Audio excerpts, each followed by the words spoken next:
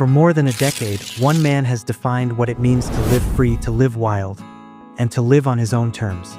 That man is Tom Oar, a former rodeo cowboy turned master craftsman, and one of the most beloved faces of mountain men. But today, after years of surviving Montana's harsh winters, raising his own food, and facing the unforgiving wilderness, Tom Oar stands at a crossroads. This is the story of his final journey on Mountain Men, a look back at the legacy he leaves behind and the life he may be embracing next. The legend of Tom Oar. Tom didn't just appear on Mountain Men, he embodied it. Long before cameras arrived, Tom and his wife Nancy were already living a lifestyle most people only read about in history books.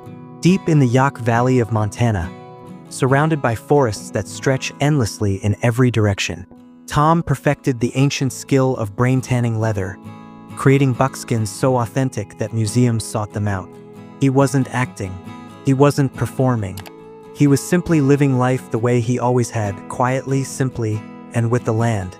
And audiences around the world fell in love with his humility, his wisdom, and his unmatched survival skills.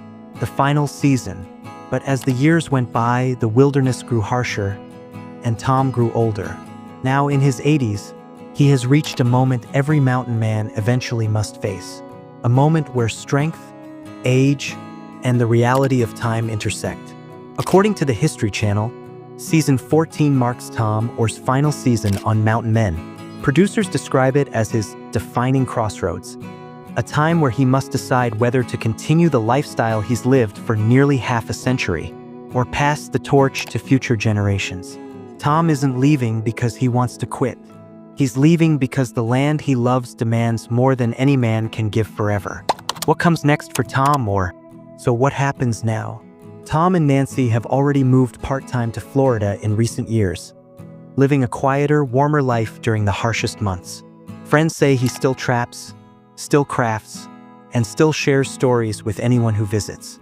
He may be leaving television, but he is not leaving the mountain man spirit behind. And perhaps that's the real message here. Legends don't fade when the cameras stop rolling. They live on in the people they inspire. The legacy. Tom Oar's legacy isn't measured in TV episodes, or fame, or accomplishments. It's measured in something deeper, a reminder that a simple life is still possible, that nature can still be a teacher, that skills passed down from generations are worth preserving, and that true freedom comes from living life on your own terms.